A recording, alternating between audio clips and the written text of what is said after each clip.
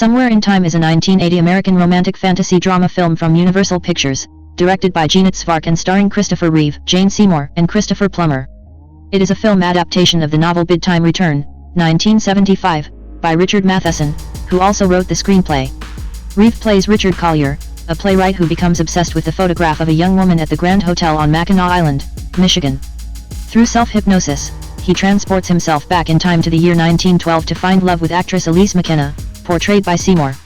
He comes into conflict with Elise's manager, William Fawcett Robinson, portrayed by Plummer, who attempts to deter him, fearing that romance would derail her career. The film is known for its musical score composed by John Barry, featuring pianist Roger Williams. The 18th variation of Sergei Rachmaninoff's Rhapsody on a theme of Paganini is also used several times. In 2018, Seymour disclosed that she and Reeve fell in love while working on the film. However, they broke up after Reeve found out his ex-girlfriend was expecting their child. The two remained close friends for the rest of Reeve's life. 2. Despite negative critical reception and modest box office receipts in its original release, the movie developed a cult following. 3-4. Plot. In 1972, college theater student Richard Collier celebrates the debut of his new play. An elderly woman approaches him, places an ornate gold pocket watch in his hand, and pleads, "Come back to me." 8 years later, Richard is a successful playwright living in Chicago. While struggling with writer's block after breaking up with his girlfriend, he takes a road trip. Passing the Grand Hotel, he has the impulse to stay there. In the hotel's Hall of History, he becomes enthralled with a vintage photograph of Elise McKenna, an early 20th century stage actress. Research at the library shows that she is the woman who gave him the pocket watch. Richard visits Laura Roberts, Elise's former housekeeper and companion. She reveals that Elise died the night she gave Richard the watch. Among Elise's personal effects is a book on time travel written by his old college professor, Dr. Gerard Finney, and a miniature Grand Hotel music box she commissioned that plays the 18th variation of Rhapsody on a theme of Paganini by Rachmaninoff, his favorite musical piece. Having fallen in love with Elise, Richard becomes obsessed with traveling back to 1912 and meeting her. He visits Finney, who believes that he briefly time-traveled through the power of self-suggestion. Richard outfits himself with a vintage suit and 1912 currency. He fills a coin pocket in the suit with pocket change before realizing that modern coinage would break the spell, then empties the pocket. He attempts to will himself to 1912 using tape-recorded suggestions. The attempt fails, but he realizes he will succeed after finding a 1912 hotel register containing his signature. He makes another attempt, hiding the tape recorder after realizing it was a reminder of the present. When he awakens in 1912, he finds Elise walking by the lake. Upon meeting him, she asks, "Is it you?" Her manager, William Fawcett Robinson, intervenes and sends Richard away. Although Elise is initially uninterested, Richard pursues her until she agrees to accompany him on a stroll the following afternoon. He asks what Elise meant by "Is it you?" Elise reveals that Robinson had predicted that she would meet a man who will change her life and that she should be afraid. On a rowboat, Richard hums Rachmaninoff's Rhapsody, which intrigues Elise as she had never heard it before, its premiere still decades later. Richard shows her the pocket watch she will give him in 60 years. Richard attends Elise's play, where she recites an impromptu romantic monologue while making eye contact with him. In the interval, Elise poses for a photograph and, once more, makes eye contact with Richard, breaking into a radiant smile. This is the photograph Richard saw hanging at the hotel. During the play, Richard receives a message from Robinson requesting an urgent meeting. Robinson wants him to leave Elise so she can fulfill his prediction of stardom on the stage. When Richard declares his intention to stand by Elise for the rest of her life, Robinson has him beaten and bound inside the stables. Robinson tells Elise that Richard has left. Richard wakes the next morning and frees himself. The acting company has left for Denver, but Elise has stayed behind to find him. They go to her room, express their love, and make love. Elise checks the time of day on his pocket watch. They agree to marry, and Elise promises to buy Richard a new suit, as his was fashionable before 1900. Emptying pockets, Richard discovers he had missed a penny with a 1979 mint date. This modern item breaks the hypnotic suggestion, pulling Richard into the present. He awakens in 1980, physically weakened by the time travel. His attempts to return to 1912 are unsuccessful. He despondently wanders the hotel grounds and finally stops eating. The hotel manager finds him catatonic in his hotel room, but he dies before he can be taken to a hospital. Richard is reunited with Elise in the afterlife. Cast: Christopher Reeve as Richard Collier, Jane Seymour as Elise McKenna, Susan French as older Elise, Christopher Plummer as William Fawcett Robinson, Teresa Wright as Laura Roberts, Bill Irwin as Arthur Beale, Sean Hayden as 5-year-old Arthur in 1912, George Foskovec as Dr. Gerard Finney, John Alvin as Arthur's father, Edra Gale as Genevieve. Tim Kazurinski as a photographer in 1912. William H. Macy as a critic in the 1972 scene, before Elise hands the watch to Richard. Don Franklin as tourist in Hall of History No. 2. Richard Matheson, who wrote the original novel and screenplay, appears in a cameo role as a 1912 hotel guest. He is astonished by Richard's having cut himself shaving with a straight razor. Richard Matheson's daughter, Allie, is credited as a student in 1980. George Wendt is credited as a student in the same scene, but his role was cut as the scene was changed to in medias res. 5. Reception. The Grand Hotel where the film was shot. Although the film was well received during its previews, it was derided by critics upon release and underperformed at the box office. In a TCM interview, Jane Seymour stated, "Well, what happened is we finished the movie and we weren't allowed to publicize it. The Screen Actors Guild had a strike, and Chris and I were not allowed to tell anyone about the movie and its time to come out. Plus, Universal spent, was it $2 million or $3 something, very minimal on this movie. And they had a thing called the Blues Brothers. They were very worried about getting their investment back on, so they ignored us completely. So literally they hid this movie, literally hid it, and I remember we got the worst reviews ever." 7. Nia syndicated columnist attended Universal's press party at the Grand Hotel, but along came the actors' strike, and the actors' unions forbade its members from promoting any film for the duration. Universal bravely went ahead with the trip to Mackinac Island anyhow, but substituted creative personnel for the stars. It was as refreshing as the porch and the air. There was the producer, Stephen Deutsch, and the writer, Richard Matheson, and the director, Jeannot Szwarc, and Universal's executive in charge, Verna Fields. They were considerably more stimulating than actors usually are. Talking with the creators, as I did over a 4-day weekend on this extraordinarily lovely island, was educational, informative and illuminating. With the stars you talk about things like marriage and kids and how they want to become producers when they grow up. 8. Critical response. Film review aggregator Rotten Tomatoes reports that 52% of 21 film critics have given the film a positive review. The rating average is 5.9 out of 10.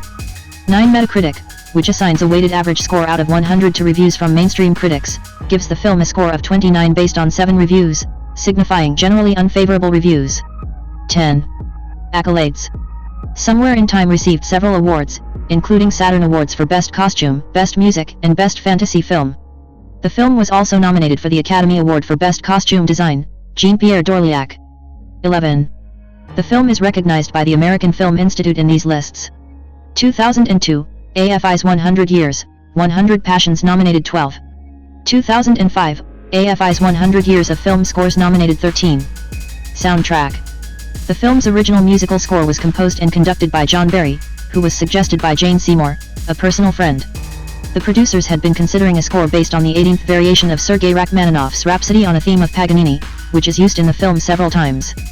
Very few copies of the album were pressed with limited circulation. Following cable television airings the following spring, Universal pressed 500,000 more copies. Barry wrote the score at a creative and prolific time in his career, scoring the music for films such as Raise the Titanic, High Road to China, and the highly acclaimed Body Heat, all within an 18-month period. The music has been released on 2 albums, neither of which are from the original sessions from the film itself. The album was a series of re-recordings with highlights of the score recorded to fit onto 2 sides of an LP. The original release from MCA Records has 9 tracks. Somewhere in Time, 258. The Old Woman, 249. The Journey Back in Time, 422. A Day Together, 602. Rhapsody on a Theme of Paganini, composed by Rachmaninoff, 257. Is He the One? 310. The Man of My Dreams, 135. Return to the Present, 404. Theme from Somewhere in Time, 320. A later release of the score was released on the Varese Saraband label. It was recorded in 1998 by the Royal Scottish Orchestra conducted by John Debney. Somewhere in Time, 337. Old Woman, 1 o'clock. Grand Hotel, 122. 1912, 142. Thanks, 120. June 27, 132. Room 417, 104. The Attic, 407. Near the Lake, 214. Rhapsody on a Theme of Paganini, composed by Rachmaninoff, 306. Is He the One? 0:56. A Day Together, 231. Rowing, 129. The Man of My Dreams, 122. Razor, 112. Total Dismay, 407. Coin, 0:28. Whimper, 320. Somewhere in Time, End Credits, 455. On July 13, 2021, a limited edition album was released by La La Land Records with an expanded presentation of Barry's music. Tracks 1 to 17 are presentation of the score, followed by source music and alternates. 14. Theme from Somewhere in Time, performed by Roger Williams, pianist, produced by Michael Lloyd 326. The Grand Hotel 204. Rhapsody on a Theme of Paganini, piano solo by Chet Sviatkovsky, 254. The Old Woman, film version, 249. June 27, 203. Room 417 111.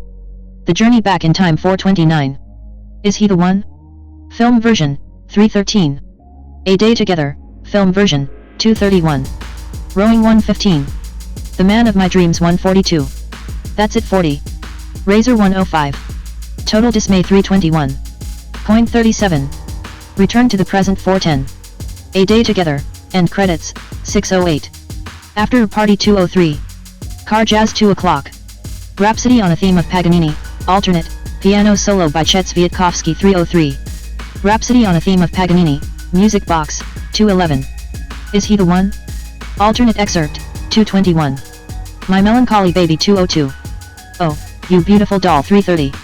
In the Good Old Summertime 37. I Want a Girl, Just Like the Girl That Married Dear Old Dad, 153. Wisdom of the Heart 109. Somewhere in Time, piano theme, 159. Rowing, alternate, 118. Razor, alternate, 51. Coin, alternate, 32. Somewhere in Time, theme variation, 146. Finale and end credits, from the motion picture Somewhere in Time, 457. Tracks in bold are previously unreleased. Tracks in italics contain previously unreleased material.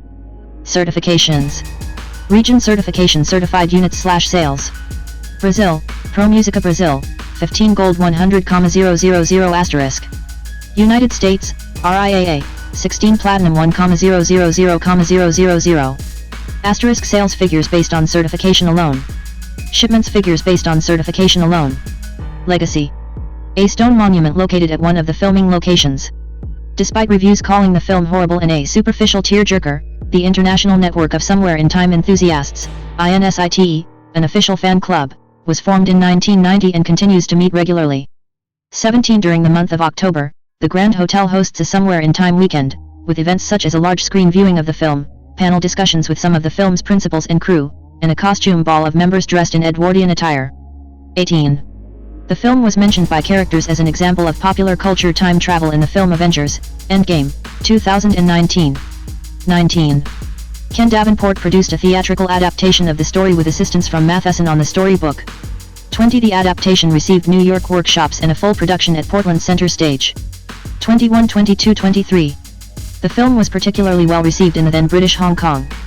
It was screened exclusively at the Palace Theatre ZH in Causeway Bay, the most luxurious cinema in Hong Kong at that time, starting from September 12, 1981. Due to its excellent reputation and box office, it continued to be screened at the Palace Theatre until April 22, 1982, with a total of 223 days. This set the record for the longest continuous screening of a film in Hong Kong at that time, and it also kept the theatre itself full for 3 consecutive months. In the end, the film earned 9.38 million Hong Kong dollars at the box office, making it the highest-grossing international film of the year 1982 in Hong Kong. 24 Due to the popularity of the film, Hong Kong singer Adam Cheng recorded a cantopop cover version, lit.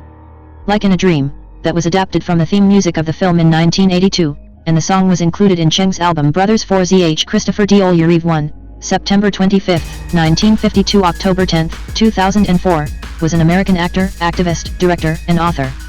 He amassed several stage and screen credits in his 34-year career, including playing the title character in the Superman film series, 1978-1987. He won a British Academy Film Award, an Emmy Award, a Grammy Award and a Screen Actors Guild Award. He was also known for his activism. Born in New York City and raised in Princeton, New Jersey, Reeve discovered a passion for acting and theater at the age of 9. He studied at Cornell University and the Juilliard School, making his Broadway debut in 1976.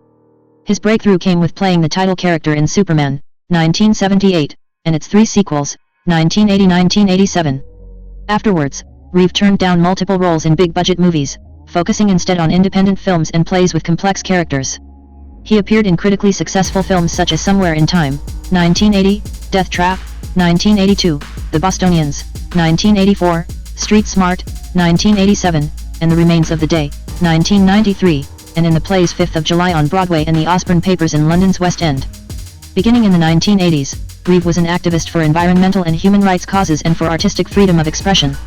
In 1995, Reeve was paralyzed from the neck down after being thrown from a horse during an equestrian competition in Culpeper, Virginia. He used a wheelchair and ventilator for the rest of his life. After his accident, he lobbied for spinal injury research, including human embryonic stem cell research, and for better insurance coverage for people with disabilities. His advocacy work included leading the Christopher and Dana Reeve Foundation and co-founding the Reeve Irvine Research Center. 2. Reeve later directed In the Gloaming, 1997, acted in a television remake of Rear Window, 1998, and made 2 appearances in the Superman-themed television series Smallville, 2003. He also wrote 2 autobiographical books, Still Me, 1998, and Nothing is Impossible, Reflections on a New Life, 2002. He died in 2004 from cardiac arrest at a hospital near his home in Westchester County, New York. Early life and education. Reeve was born on September 25, 1952, in New York City, to Barbara Pitney Lamb, an associate editor of Town Topics, and Franklin D. Ollier Reeve, a teacher, novelist, poet, and scholar. Many of his ancestors had been in America since the early 17th century, some having been aboard the Mayflower. 3/4 through his mother, he was a 12th-generation descendant of William Bradford, a Pilgrim, and 5-time governor of Plymouth Colony. 5 other ancestors of Reeve came from the French aristocracy. 6. His maternal great-grandfather, Malin Pitney, was an Associate Justice of the U.S. Supreme Court from 1913 to 1922. For over 25 years his paternal great-grandfather, Franklin D. Ollier, was CEO of the Prudential Insurance Company. 7. His granduncle, Franklin D. Ollier Jr., was married to Margaret Winifred Lee, the maternal aunt of First Lady of the United States Jacqueline Kennedy Onassis. 8. Franklin and Barbara divorced in 1956, and she moved with Christopher and his younger brother Benjamin to Princeton, New Jersey, where they attended Nassau Street School and then Princeton Day School, PDS. 9. Reeve's parents both remarried. He had 5 half-siblings and several step-siblings. Reeve excelled academically, athletically, and on stage. He was on the honor roll and played soccer, baseball, tennis, and hockey. He also played the piano and sang in the choir as a soprano. 10. Reeve had a difficult relationship with his father, Franklin. He wrote in 1998 that his father's love for his children always seemed tied to performance 11 and he put pressure on himself to act older than he actually was to gain his father's approval. 12. Between 1988 and 1995 the two barely spoke to each other, but they reconciled after Reeve's paralyzing accident. 13. Reeve found his passion for acting in 1962 at age 9 when he was cast in an amateur version of the operetta The Yeoman of the Guard. It was the first of many student plays. 14. His interest was solidified when at age 15, he spent a summer as an apprentice at the Williamstown Theatre Festival in Williamstown, Massachusetts. 15. After graduating from PDS in June 1970, Reeve acted in plays in Boothbay, Maine. He planned to go to New York City to find a career in theater. Ultimately, however, at the advice of his mother, he applied for college. He was accepted into Princeton University, Columbia University, Brown University, Cornell University, Northwestern University, and Carnegie Mellon University. Reeve said he chose Cornell primarily because it was distant from New York City and this would help him avoid the temptation of working as an actor immediately versus finishing college, as he had promised his mother and stepfather. 16. Reeve joined the theater department in Cornell and played Pozo in Waiting for Godot, Segismundu in Life is a Dream, Hamlet in Rosencrantz and Guildenstern Are Dead, and Polyxenes in The Winter's Tale. 17. Late in his first year, Reeve received a letter from Stark Heseltine, a high-powered New York City agent who had discovered Robert Redford and who represented actors such as Richard Chamberlain, Michael Douglas, and Susan Sarandon. Heseltine had seen Reeve in a month in the country and wanted to represent him. Reeve was excited and kept rereading the letter to make sure of what it said. Reeve was impatient with school and eager to get on with his career. The two met, but Reeve was surprised to find Heseltine strongly supported his promise to his mother and stepfather to complete college. They decided instead of dropping out of school, Reeve would come to New York once a month to meet casting agents and producers to find work for the summer vacation. 18. Reeve received favorable responses to his introductions and auditions arranged by Heseltine but had to forego several desirable opportunities because they began before school ended. In the summer, he toured in a production of 40 Carats with Eleanor Parker. 19. The next year, Reeve received a full summer contract with the San Diego Shakespeare Festival, with roles as Edward IV in Richard III, Fenton in The Merry Wives of Windsor, and Emaine in Love's Labour's Lost at the Old Globe Theatre. 20. Before his third year of college, Reeve took a 3-month leave of absence. He travelled to Glasgow, Scotland, and saw theatrical productions throughout the United Kingdom. He was inspired by the actors there, and often had conversations with them in bars after their performances. He helped actors at the Old Vic with their American accents by reading the newspaper aloud for them. He then flew to Paris to study the French theater. Reeve spoke fluent French, having studied it from the 3rd grade through his first year in Cornell. While there he spoke only French to immerse himself in French culture, and watched many performances. 21. After returning from Europe, Reeve chose to focus solely on acting, although Cornell had several general education requirements for graduation he had yet to complete. He managed to convince theater director John Clancy and the dean of the College of Arts and Sciences, as a theater major, he would achieve more at Juilliard, Group 4, 1973-1975, in New York City than at Cornell. They agreed his first year at Juilliard would be counted as his senior year at Cornell. 22. In 1973, approximately 2,000 students auditioned for 20 places in the freshman class at Juilliard. Reeve's audition was in front of 10 faculty members, including John Houseman, who had just won an Academy Award for The Paper Chase. Reeve and Robin Williams were the only students selected for Juilliard's advanced program.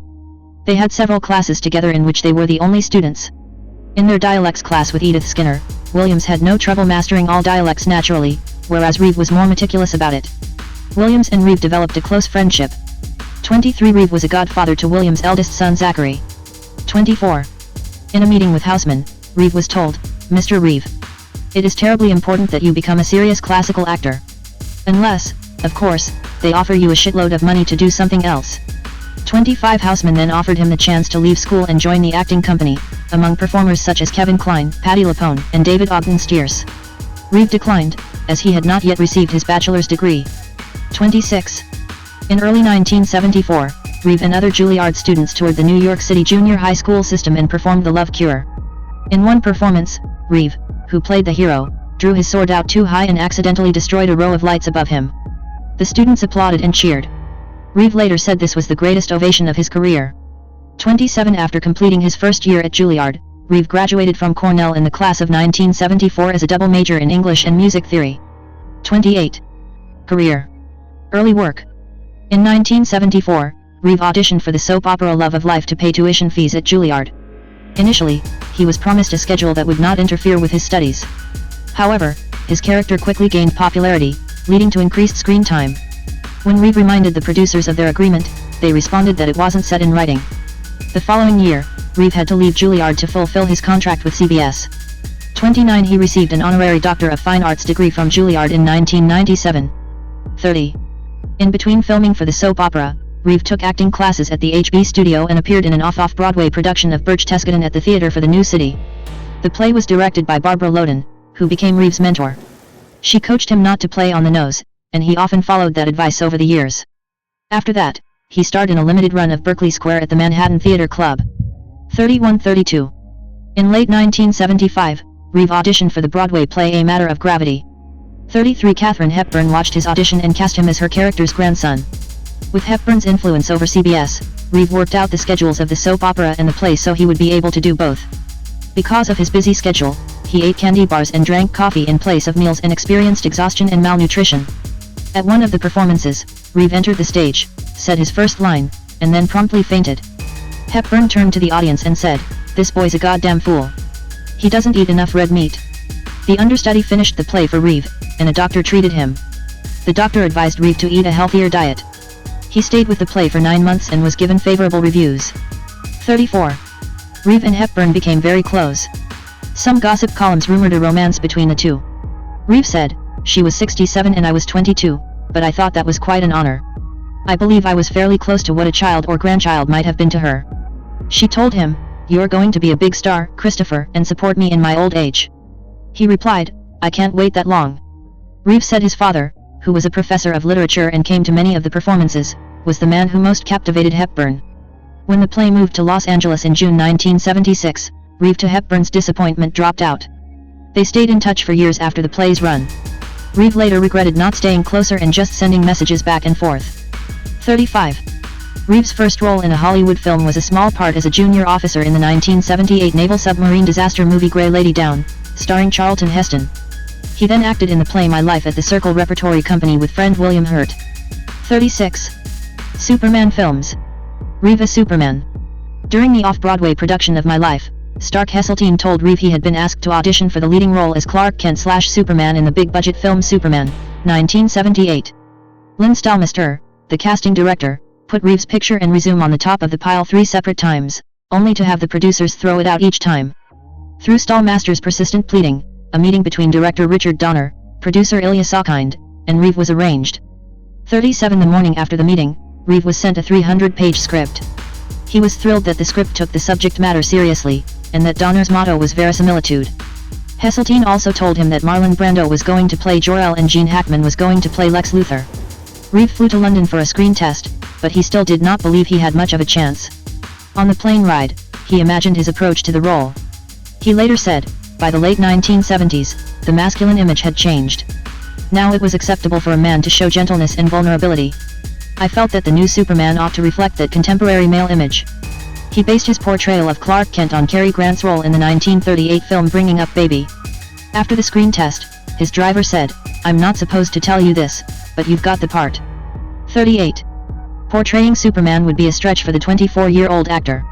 He was 6 feet 4 in, 193 centimeters, tall, but his physique was slim. Reeve went through an intense 2-month training regimen with former British weightlifting champion David Prowse supervising. The training regimen consisted of running in the morning, followed by 2 hours of weightlifting and 90 minutes on the trampoline. He added 30 pound, 14 kilograms, of muscle to his thin 188 pound, 85 kilograms, frame. 39 He later made even higher gains for Superman 3, 1983, though for Superman 4, The Quest for Peace, 1987, he decided it would be healthier to focus more on cardiovascular workouts. 41 Of the reasons Reeve could not work out as much for Superman 4 was an emergency appendectomy that he had in June 1986. 41-42. Reeve was never a Superman or comic book fan, though he had watched Adventures of Superman starring George Reeves. Reeve found the role offered a suitable challenge because it was a dual role. He said, "There must be some difference stylistically between Clark and Superman. Otherwise, you just have a pair of glasses standing in for a character." 43-44 Remembering Loden's earlier advice, Reeve also decided to underplay Superman. "I was 6 feet 4, strong, and physically imposing, so I played against that, making him as casual as possible, letting the audience sense an implied power." 45. On the commentary track for the director's edition of Superman 2, the Richard Donner cut, creative consultant Tom Mankiewicz spoke of how Reeve had talked to him about playing Superman and then playing Clark Kent. Mankiewicz then corrected Reeve, telling him he was always playing Superman, and when he was Clark Kent, he was playing Superman who was playing Clark Kent. Mankiewicz described it to Reeve as a role within a role. The film, made without the use of computers for special effects, was the first attempt to realistically show a person flying. Roy Field, the film's optical supervisor, said, "There were many techniques used to make Superman fly, but the best special effect of all was Christopher Reeve himself. We discovered very early on he, being a glider pilot, could hold his body aerodynamically. So when he got into the harness, the whole shot began to come alive." 46. The film grossed $300.2 million worldwide, unadjusted for inflation. 47 Reeve received positive reviews for his performance. Christopher Reeve's entire performance is a delight. Ridiculously good-looking, with a face as sharp and strong as an axe blade, his bumbling, fumbling Clark Kent and omnipotent Superman are simply two styles of gallantry and innocence. Newsweek. Christopher Reeve has become an instant international star on the basis of his first major movie role, of Clark Kent/Superman. Film reviewers, regardless of their opinion of the film, have been almost unanimous in their praise of Reeve's dual portrayal. He is utterly convincing as he switches back and forth between personae. Star log. For his performance, Reeve won a BAFTA award for Most Promising Newcomer to Leading Film Roles. Reeve described Superman as the closest opportunity I've had to playing a classical role on film, the closest expression to something of mythical dimension. 48 His CO star Margot Kidder said after his death that, with the Superman films, Reeve knew he'd done something meaningful. He was very aware of that and very happy with that role. 49. Much of Superman 2 was filmed at the same time as the first film. In fact, the original plan had been for the film to be a single 3-hour epic comprising both parts. After most of the footage had been shot, the producers had a disagreement with Donner over various matters, including money and special effects, and Donner was fired. Director Richard Lester, who had worked with the producers previously on the two-parter The Three Musketeers, 1973, and The Four Musketeers, 1974, replaced Donner. Lester had the script changed and reshot some footage. The cast was unhappy, but Reeve later said he liked Lester and considered Superman 2 to be his favorite of the series. 50 Donner's version of Superman 2, titled Superman 2, the Richard Donner cut, was released on DVD in November 2006 and was dedicated in memory of Reeve. Lester directed Superman 3, released in 1983, solo. Reeve believed the producers Alexander Sokhind, his son Ilya Sokhind, and Pierre Spengler had decreased the credibility of Superman 3 by turning it into a Richard Pryor comedy rather than a proper Superman film. He missed Donner and believed Superman III's only really good element was the automobile junkyard scene in which evil Superman fights good Clark Kent in an internal battle. 51 Reeve's portrayal of the evil Superman was highly praised, though the film was critically panned. Superman 4, The Quest for Peace was released in 1987. After Superman 3, Reeve vowed he was done with Superman. 52 However, he agreed to continue the role in a fourth film on the condition he would have partial creative control over the script. The nuclear disarmament plot was his idea. Cannon Films purchased the production rights to the character of Superman from the Sokhinds in the mid-1980s. 53 Cannon Films were known for low-budget, poorly acted, poorly scripted action films. 54 They cut the budget of Superman 4 in half to $17 million. The film was both a critical failure and a box office disappointment, becoming the lowest-grossing Superman film to date. Reeve later said, "The less said about Superman 4 the better." 55 Both of Reeve's children from his relationship with Guy Exton had uncredited appearances in a deleted scene in which Superman rescues a girl, played by his daughter Alexandra, and reunites her with her brother, played by his son Matthew, after Nuclear Man creates a tornado in Smallville. Reeve would have made a fifth Superman film after the rights to the character reverted to the Sokhinds and Spengler if the film had a budget of the same size as Superman, the movie. Although there was potential for such a film in the late 1980s after Cannon Films went bankrupt, Reeve never received a script. 56. In 1993, 2 years before Reeve's accident, the Sokhinds sold the rights to the character of Superman again, this time to Warner Brothers. There was supposed to be a fifth Superman movie titled Superman Reborn, but because of studio shifts, the terrible box office Superman 4 got, and Reeves' sick accident, it never saw the light of day. 57. 1980s. Reeve's first role after 1978's Superman was in the 1980 time travel mystery/romantic fantasy Somewhere in Time. Reeve's playwright Richard Collier romanced Elise McKenna, a popular stage actress from the early 20th century, played by Jane Seymour. The film was shot on Mackinac Island using the Grand Hotel in mid-1979, and was Reeve's favorite film to shoot. The original plan was for a limited release and to build word of mouth, but early test screenings were favorable and the studio decided on a wide release, which proved to be the wrong strategy. Early reviews savaged the film as unduly sentimental and melodramatic, and an actors' strike prevented Reeve and Seymour from doing publicity.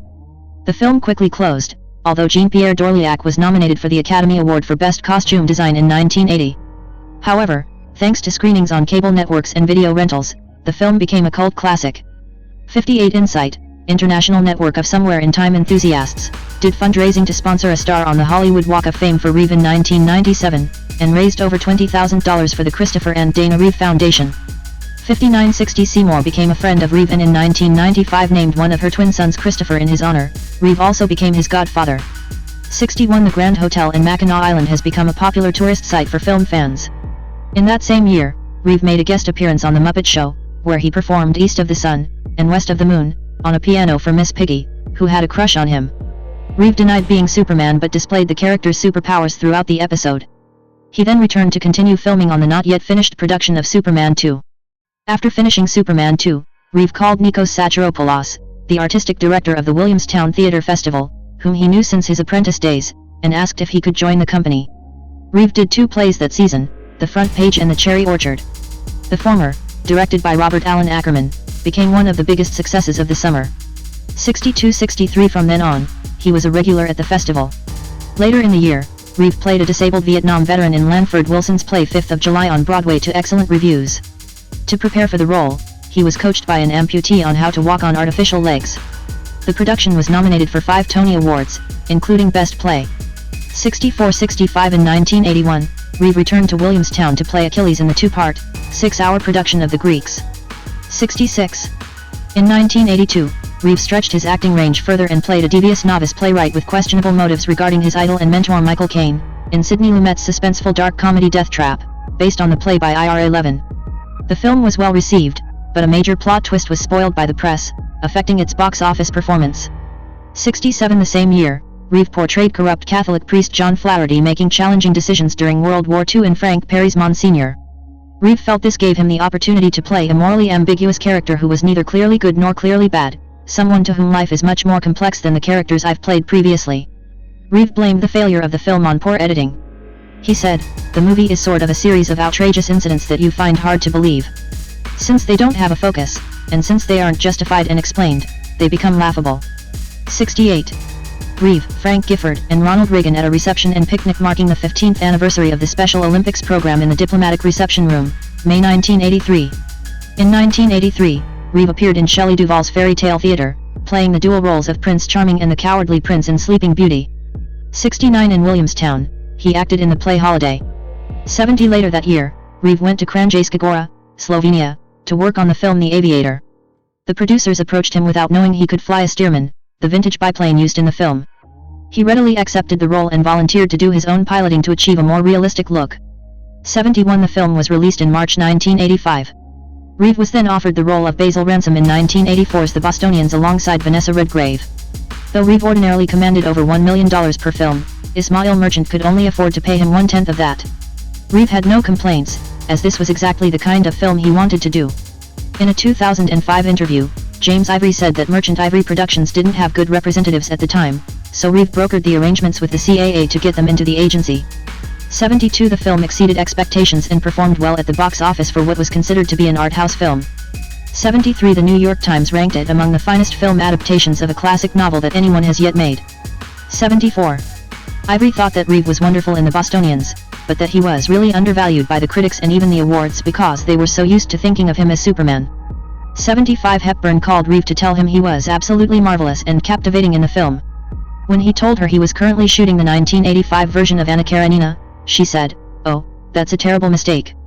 76 Reeve reunited with Redgrave in the play The Osborne Papers during its 1984 run in London's West End. 77 In Williamstown, he played the title role in Richard Collier. 78 In March 1985, Reeve starred as Count Vronsky in the television film Anna Karenina, opposite Jacqueline Bisset. Reeve's daughter, Alexandra, also appeared in the film as his character's 10-month-old daughter, taking her first steps. It was for this film that Reeve learned to ride horses and decided to take up the sport seriously upon returning home. 79 In April, Reeve hosted an episode of Saturday Night Live. 80 He then returned to the stage, playing Tony in The Royal Family in Williamstown. 81 And the Count in a modern adaptation of The Marriage of Figaro on Broadway. 82 Reeve also hosted the television documentary Dinosaur, which was filmed at the American Museum of Natural History. It was one of the earliest primetime specials on prehistoric life and won the Emmy Award for Outstanding Special Visual Effects. Also in 1985, DC Comics named Reeve as one of the honorees in the company's 50th anniversary publication, 50 Who Made DC Great, for his work on the Superman film series. 83 In 1986, he was still struggling to find scripts he liked. A script named Street Smart had been lying in his house for years, and after rereading it, he took it to Cannon Films. They agreed to produce it on the condition that he play Superman in at least one more sequel for them. Reeve starred opposite Morgan Freeman, who was nominated for his first Academy Award for the film. It received excellent reviews but performed poorly at the box office, possibly because Cannon Films had failed to properly advertise it. 84 Back in Williamstown, he began building a house and starred in Summer and Smoke alongside Lila Robbins. 85-86 After the filming of Superman 4 in February 1987, Reeve and Exton separated and Reeve returned to New York. 87 In a depression over his personal life, he thought doing a comedy might be good for him and agreed to appear in Switching Channels. However, Burt Reynolds and Kathleen Turner had a feud during filming, which made the time even more unbearable for Reeve. He later stated that he made a fool of himself in the film and most of his time was spent refereeing between Reynolds and Turner. In her 2008 memoir, Turner wrote, "Burt and I were sworn enemies. It was not happy shooting at all. I was absolutely miserable. If the crew hadn't been so kind, and Chris Reeve, who was so very nice, hadn't been there in the cast, it might have been impossible." 88 The film did poorly, and Reeve believed it marked the end of his movie star career. In June, he appeared in the British television special charity event The Grand Knockout Tournament 89 and then went to Williamstown to rehearse for the play The Rover. 90 On June 30th, Reeve met his future wife Dana Morosini. 91 In 1988, Reeve played Major Johnny Dodge in the two-part television film The Great Escape 2, The Untold Story. Like the 1963 film, the first part tells the story of the mass escape of Allied POWs from a German camp in 1944. The second part depicts the search and prosecution of those responsible for the murder of 50 escapees, which was not covered in the 1963 film. 92 But for most of 1988 and 1989, Reeve worked on stage. He starred in another production of Summer and Smoke, this time with Christine Lottie, at the Amundsen Theatre. 93 In Williamstown, he reunited with Madeline Potter in Joel Gross' new play, Mesmer, and performed in a stage reading of the same play on Broadway. 94-95 In 1989, Reeve played Polly Zeens in an off-Broadway production of The Winter's Tale. 96 In Williamstown, he played the lead in John Brown's Body, in which Dana also had a small role. 97-98 Reeve was part of a rotating cast in John Tillinger's production of Love Letters at the Promenade Theatre 99 with Julie Haggerty. He also performed in San Francisco, Los Angeles, and Boston in 1989 and 1990. He auditioned for the Richard Gere role in Pretty Woman but walked out on the audition because they had a half-hearted casting director fill in for Julia Roberts. 100. 1990s. In 1990, Reeve starred in the American Civil War film The Rose and the Jackal, in which he played Alan Pinkerton, the head of President Lincoln's new Secret Service. In Williamstown, he played Death/Prince Nikolai Sergei in the play Death Takes a Holiday. 101. In the early 1990s, Reeve was cast as a villain in 3 television films almost in a row: Bump in the Night, 1991, Death Dreams, 1991, and Nightmare in the Daylight, 1992. The most notable of these was Bump in the Night, in which Reeve played a child molester who abducts a young boy. The movie received fair to positive reviews. 102-103 Reeve felt it was important for parents of young children to see the film. 104. In 1992, Reeve played one of the leads in Peter Bogdanovich's comedy Noises Off. In a 2020 book picturing Peter Bogdanovich, My Conversations with the New Hollywood Director, Bogdanovich said, "Reeve was very good in that. He was good at comedy. I could tell that from the first Superman. He was my only choice for that part." 105 In another television film, Mortal Sins, Reeve for the second time played a Catholic priest, this time hearing the confessions of a serial murderer in a role reminiscent of Montgomery Clift in Alfred Hitchcock's I Confess. He also acted in the short film Last Ferry Home. 106 His last performance in a proper stage production was The Guardsman in Williamstown that year. 107. In the spring of 1992, Reeve attended the U.S. premiere of Howard's End where he met Ivory again. The next day Ivory called him and offered him a role in his new film, The Remains of the Day, 1993. The script was one of the best he had read, and he unhesitatingly took the part. The film was deemed an instant classic and was nominated for 8 Academy Awards. 108 At the 2024 screening of the film, Ivory praised Reeve's performance, saying, "He was a great guy, a very, very good actor who got trapped in Superman." 109 According to Reeve's son Will, The Remains of the Day is the film that his father was most proud of. 110. In 1993, Reeve starred opposite Charles Bronson in the television film The Sea Wolf, based on Jack London's novel of the same name. 111 After that, he traveled to Canada to shoot a miniseries, Black Fox, CO starring Tony Todd. CBS released it as 3 films 2 months after Reeve's accident in 1995. Scenes of Reeve riding are featured heavily in the story. Reeve's children, Matthew and Alexandra, appear briefly in the background in the first film. 112. During this period, Superman's grip on Reeve's career gradually began to loosen. In a review for Morning Glory, 1993, one critic wrote, "Those who can't take Reeve seriously unless he's wearing a blue suit and a red cape will find themselves pleasantly surprised by the heft and subtlety he brings to his role. This movie isn't big enough to make Reeve a star again. But the impression he makes here is good enough to suggest that a reversal of perception and fortune won't be long in coming." 113 Another critic said in a review for Speechless, 1994 Mr. Reeve has quietly evolved into a versatile character actor. It's only a matter of time before he is officially rediscovered and celebrated, like John Travolta in Pulp Fiction. 6 Reeve considered The Rose and the Jackal, Morning Glory, and The Sea Wolf some of his best work. 114. In 1994, Reeve did a reading of Love Letters in Williamstown, and also appeared as a narrator in a concert version of the musical Allegro at the New York City Center. 115-116 These became his last performances on stage. In 1995, Reeve starred in John Carpenter's Village of the Damned, a remake of the 1960 British movie of the same name. Both films were based on the 1957 novel The Midwich Cuckoos by John Wyndham. For Carpenter, the film was a contractual obligation, but it has a very good performance from Christopher Reeve, so there's some value in it. 117 Village of the Damned was Reeve's final feature film to be released in theaters. Shortly before his accident, Reeve played a paralyzed police officer in the HBO movie Above Suspicion. He did research at a rehabilitation hospital in Van Nuys on what it would be like to be a paraplegic. 118 His injury occurred less than a week after the premiere of the film. Reeve also made several guest appearances in television shows, Carol and Company in 1991, Road to Avonlea and Tales from the Crypt in 1992. He accepted an offer to appear in Road to Avonlea without reading the script because Colleen Dewhurst, with whom he was close, spoke highly of the show. 119 His episode in Tales from the Crypt, What's Cookin', is considered one of the best in the series. 120 He was also one of the celebrity guest callers on Frasier in 1993. 121. Before his injury, Reeve was offered the lead in the 1995 film Kidnapped. He also planned to direct his first film for the big screen, a romantic comedy entitled Tell Me True. 122 Both plans were cancelled as a result of a horse riding accident that left him paralyzed. In 1996, Reeve narrated the HBO documentary Without Pity, a film about abilities. The film won the Emmy Award for Outstanding Informational Special. He then acted in a small role in the film A Step Toward Tomorrow. 123. In 1997, Reeve made his directorial debut with the HBO film In the Gloaming with Robert Sean Leonard, Glenn Close, Whoopi Goldberg, Bridget Fonda, and David Strathairn. The film was nominated for 5 Emmy Awards, including Outstanding Directing for a Miniseries or Special, and won 4 awards out of the 6 it was nominated for at the Cable ACE Awards. Dana said, "There's such a difference in his outlook, his health, his overall sense of well-being when he's working at what he loves, which is creative work." 124. In early 1998, Reeve persuaded Michael Eisner, the CEO of Disney at the time, to give a 2-hour primetime slot on ABC to a spinal cord research fundraiser. The special focused on inspiring stories of people with disabilities, as well as performances by disabled artists. Reeve said, "To put 2 hours about spinal cord injury on primetime TV is unheard of. We wanted to make it a celebration of life. Show the triumphs that can happen."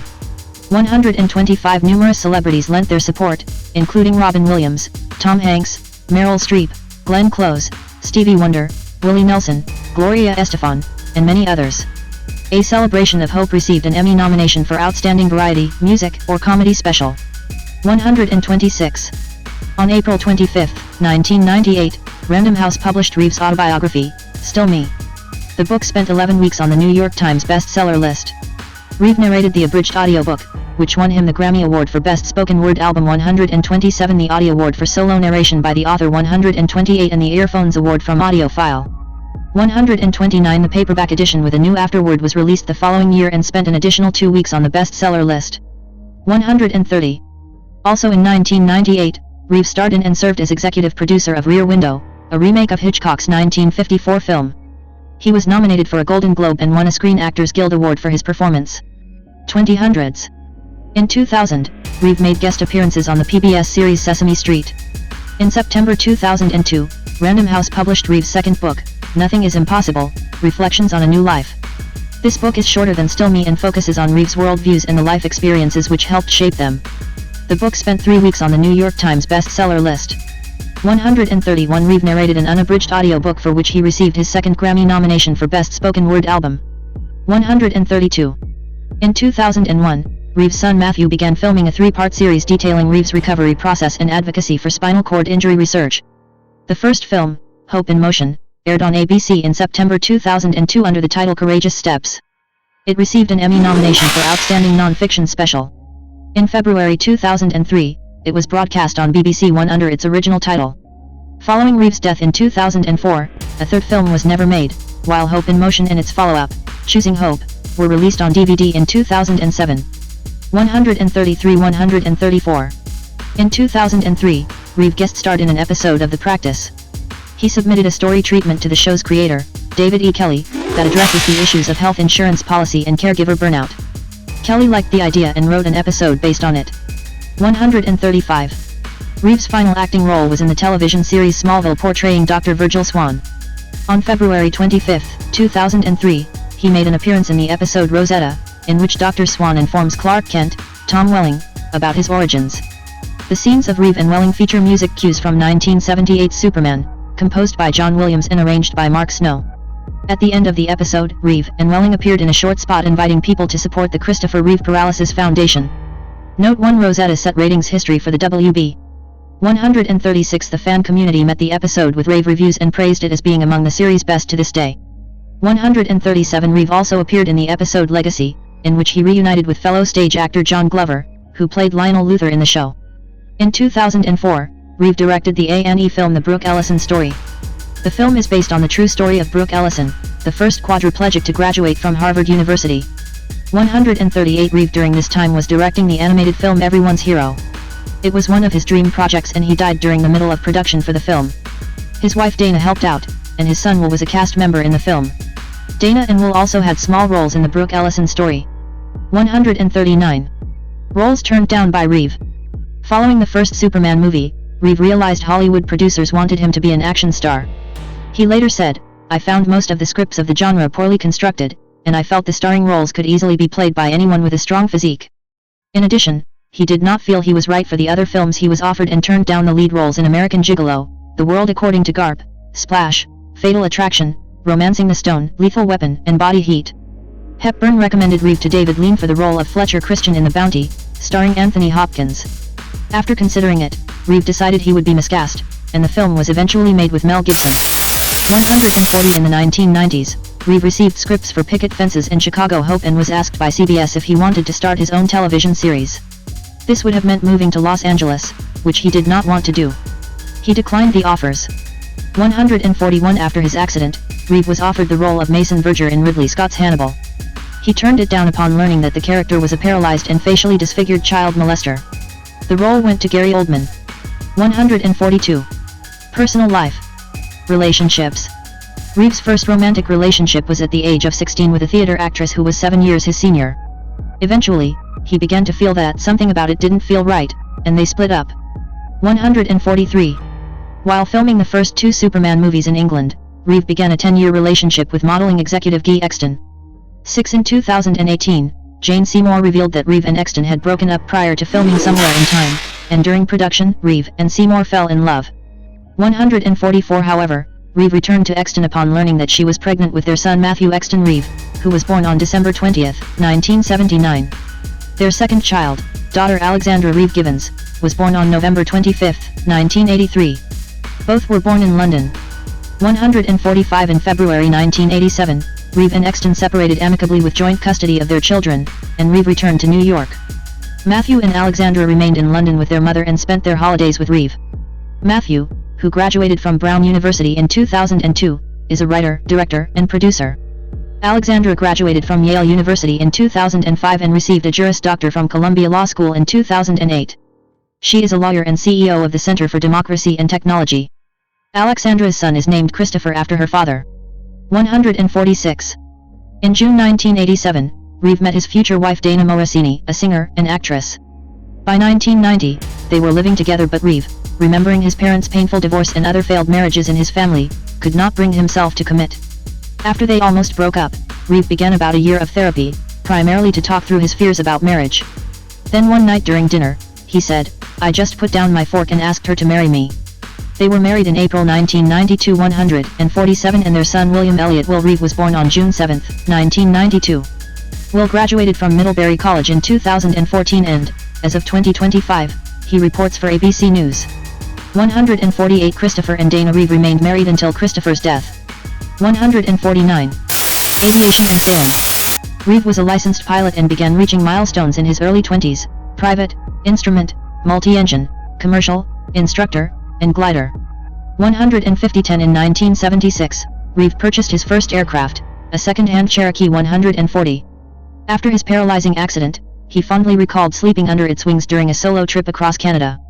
151 152 Over the years, he owned an A36 Bonanza, a Beechcraft Baron, a Cheyenne II, and a sailplane. 153 He flew solo across the Atlantic twice and was a pilot for the Environmental Air Force. 154. When Robin Williams was filming The World According to Garp, Glenn Close recalled that Reeve would literally swoop in, piloting his own plane, scoop Robin up, and away they would fly for the weekend. 155 During the shooting of Superman 3, Reeve joined the Tiger Club, a group of aviators who pilot vintage de Havilland Tiger Moth biplanes. Reeve knew how to fly a Stearman and did his own piloting in the film The Aviator. 156 He also enjoyed gliding, his personal record was 32,000 feet. 154. Reeve was an avid sailor. While filming The Bostonians, he lived aboard his Swan 40, Chandelle, and would take the cast and crew sailing on the weekends. 157 In 1989, he sold Chandelle and bought a sloop sailboat, Cambria 46, which he named the Sea Angel.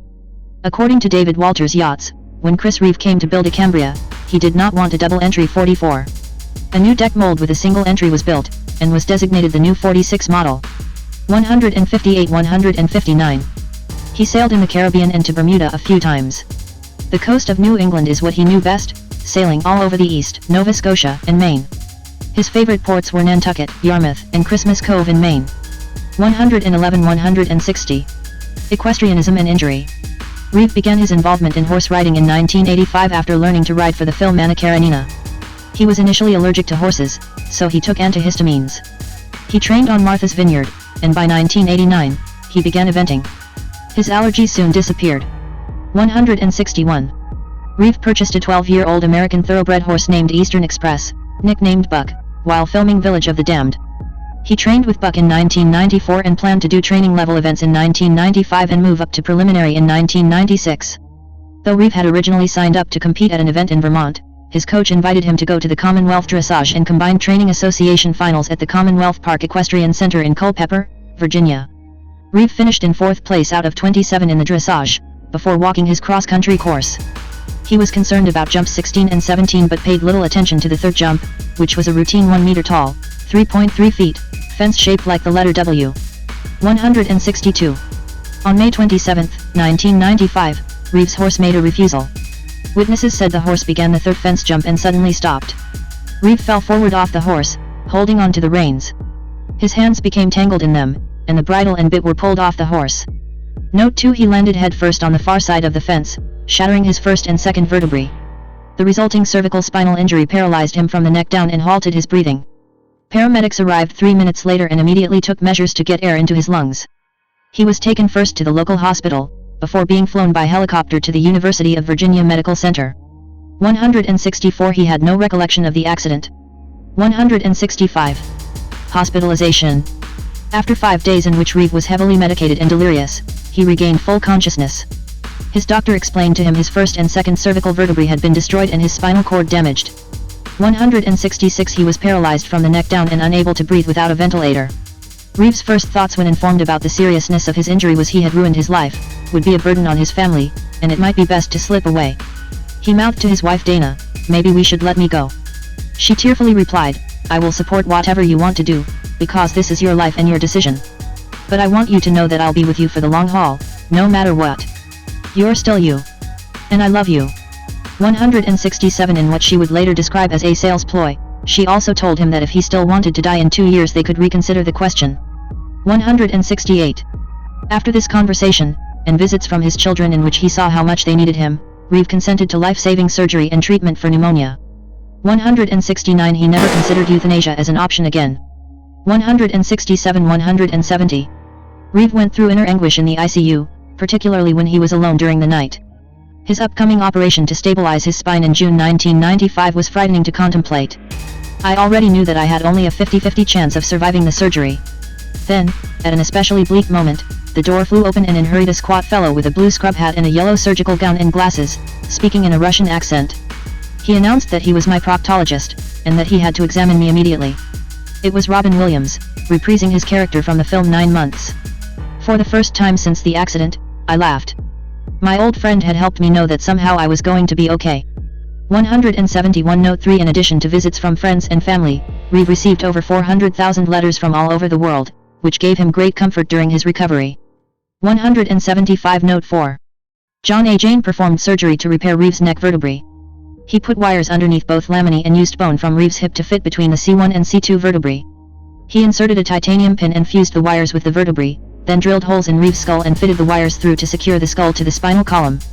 176. To access the cord, the surgeon had to cut a tendon on the right side of Reeve's neck, which became shorter and less flexible as a result, causing his head to tilt slightly to the right. 177. Rehabilitation. After a month in the hospital, Reeve spent 6 months at the Kessler Rehabilitation Center in West Orange, New Jersey, to continue with his recovery and learn skills such as operating his sip and puff electric wheelchair by blowing air through a straw. In his autobiography Still Me, he described initially not wanting to face the reality of his disability. Getting used to sitting strapped into a wheelchair or taking a shower was initially terrifying. Reeve developed a deep fondness for many of the staff at Kessler, and through conversations with the other patients gradually started to see himself as being part of the disabled community. 178. Note 5. For the first few months after the accident, Reeve relied on a ventilator, which was connected to his neck through a tracheostomy tube, for every breath. With therapy and practice, he developed the ability to breathe on his own for up to 90 minutes at a time. 180. At home, Reeve exercised for up to 4 or 5 hours a day, using specialized exercise machines to stimulate his muscles and prevent muscle atrophy and osteoporosis. 181. He believed that intense physical therapy could regenerate the nervous system, and also wanted his body to be strong enough to support itself if a cure for paralysis were found. Beginning in 2000, he started to regain the ability to make small movements with his fingers and other parts of his body. By 2002, he could feel the prick of a needle and sense hot and cold temperatures on 65% of his body. 182-183 He regularly exercised in a swimming pool and could push off with his legs from the side of a pool and make a snow angel movement with his arms. He also had a sense of proprioception, which is critical for movement control. 184 Initially, Reeve was given an A grade on the Asia Impairment Scale, indicating no motor or sensory function. In 2002, his grade was changed to C, indicating some degree of muscle movement and sensation. Reeve's doctors were surprised by his improvements, which they attributed to his intensive exercise regimen. The degree of his recovery was reported in scientific journals. 185. In February 2003, Reeve became the third patient in the United States to undergo an experimental procedure in which electrodes were implanted in his diaphragm to help him breathe without a ventilator. 186 Previously, he could force air into his lungs using his neck muscles, which required a lot of effort. With the diaphragm pacing device, he was able to breathe normally through his nose, regaining his sense of smell and normal speech. 187-188 At first, the device allowed him to breathe for 15 minutes an hour, but over time this increased up to 18 hours a day. 189 In November 2003, Reeve appeared in public without a ventilator for the first time since his accident. 190 In 2008, the device was approved by the FDA under a humanitarian device exemption, and received pre-market approval in 2023. 191. Life with paralysis. In December 1995, Reeve moved back to his home in Bedford, New York. By 2 years after the accident, Reeve said he was glad to be alive, not out of obligation to others, but because life was worth living. 192 He continued to require round-the-clock care for the rest of his life, with a rotating team of 10 nurses and 5 aides working in his home. 193 Note 6. In the aftermath of the accident, Reeve went through intense grief. He gradually resolved to make the best of his new life, with a busy schedule of activism, film work, writing and promoting his books, public speaking, and parenting. In 1998, he said in an interview, "Who knows why an accident happens? The key is what do you do afterwards? There is a period of shock, and then grieving, with confusion and loss. After that, you have two choices. One is to stare out the window and gradually disintegrate. And the other is to mobilize and use all your resources, whatever they may be, to do something positive. That is the road I have taken. It comes naturally to me. I am a competitive person and right now I am competing against decay. I don't want osteoporosis or muscle atrophy or depression to beat me." 6. In another interview, Reeve said he drew on the self-discipline he had gained in his early years in the theater. "Nobody wants another actor. There's too many of them now already. To keep believing in yourself in spite of those kinds of obstacles is certainly good preparation for what I'm going through now." 170. Religious views. For most of his life, Reeve did not identify with any religion. He attended his stepfather's Presbyterian church as a young teenager. 194 In 1975, he briefly explored Scientology but chose not to become a member. He subsequently voiced criticism of the organization. 195-196. Reeve described his wedding in 1992 as his first act of faith. After his accident, many well-wishers suggested that prayer would make him feel better, but he did not find it helpful. "I wondered what was wrong with me," he later wrote. "I had broken my neck and become paralyzed, possibly forever, but still hadn't found God." 197. In his 2002 book Nothing is Impossible, Reflections on a New Life, Reeve said that he and his wife had regularly attended Unitarian services, starting in his late 40s. In the years following the accident, he had gradually come to believe that spirituality is found in the way we live our daily lives. It means spending time thinking about others. It's not so hard to imagine that there is some kind of higher power. We don't have to know what form it takes or exactly where it exists, just to honor it and try to live by it is enough. As these thoughts unfolded in the process of learning to live my new life, I had no idea that I was becoming a Unitarian. 198. Activism. At the age of 15, Reeve developed a passionate interest in political and social causes. He conducted a door-to-door campaign on behalf of Robert F. Kennedy in 1968 and participated in protests against the invasion of Cambodia in 1970. 199. After the release of Superman, Reeve used his celebrity status to enable him to support several philanthropic causes. Through the Make-A-Wish Foundation, he visited terminally ill children. He joined the board of directors for the worldwide charity Save the Children. In 1979, he served as a track and field coach at the Special Olympics. 200. Reeve was critical of Ronald Reagan's presidency. 201. In the 1980s, he campaigned for Vermont Senator Patrick Leahy and made speeches throughout the state. Note 7. He served as a board member for the Charles Lindbergh Fund, which promotes environmentally safe technologies, and lent support to causes such as Amnesty International, the Natural Resources Defense Council, and People for the American Way. As a pilot with the Environmental Air Force, he gave government officials and journalists aerial tours over areas of environmental damage. 204. In 1983, Reeve was elected to Actors Equity Association Council. 205. Reeve at Life and Art Rally in Chile, November 1987. In late 1987, in Santiago, Chile, the country's dictator, Augusto Pinochet, threatened to execute 77 actors. Ariel Dorfman asked Reeve to help save their lives. Reeve flew to Chile and helped lead a protest march. 206. A cartoon then ran in a newspaper showing him carrying Pinochet by the collar with the caption, "Where will you take him, Superman?" For his contribution to the protest, Reeve was awarded the Grand Cross of the Order of Bernardo O'Higgins, the highest Chilean distinction for foreigners. He also received an Obie Award and the annual Walter Briel Human Rights Foundation Award. 207. 208. The following year, Reeve was among the international stars for the No campaign in the Chilean presidential referendum that marked the end of Pinochet's rule. 209. Note 8. Reeve spoke out against Donald Trump's developing projects on West End Avenue in the late 1980s. The 1991 documentary Trump, What's the Deal?, which was suppressed for years, showed Reeve deliver a critical speech on the topic at a public event. The documentary also featured an interview in which Reeve called Trump's ambitions the American dream gone berserk, adding, "You're allowed to dream as big as you want, but if your dreams step on the lives of ordinary people and ruin the quality of their life and their neighborhood, you have to be stopped." 211. 212. In 1993, a teacher at Flowing Wells High School was fired for staging a play with homosexual themes during the school's Arts Week. In response, People for the American Way held a forum on the issue of censorship in Tucson, Arizona. Reeve and several other actors performed an impromptu reading of the play to a standing ovation. Representing the actors on the panel discussion, Reeve was heckled by some parents, to which he responded, "What I hear this lady saying is that she is uncomfortable with things that don't resemble her or her way of life. This country is founded on a completely different principle, which is tolerance and diversity." The dismissed teacher described the demonstration as a healing experience. 213. 214. In 1989, Reeve's friend Ron Silver started the Creative Coalition, TCC, a liberal organization aiming to teach celebrities how to speak knowledgeably about political issues. Reeve was an early member of the group, along with Susan Sarandon, Alec Baldwin, and Blythe Danner. The group's initiatives included environmental issues and defending the National Endowment of the Arts, which was under attack from conservative Republicans who objected to taxpayer funding of art they considered offensive.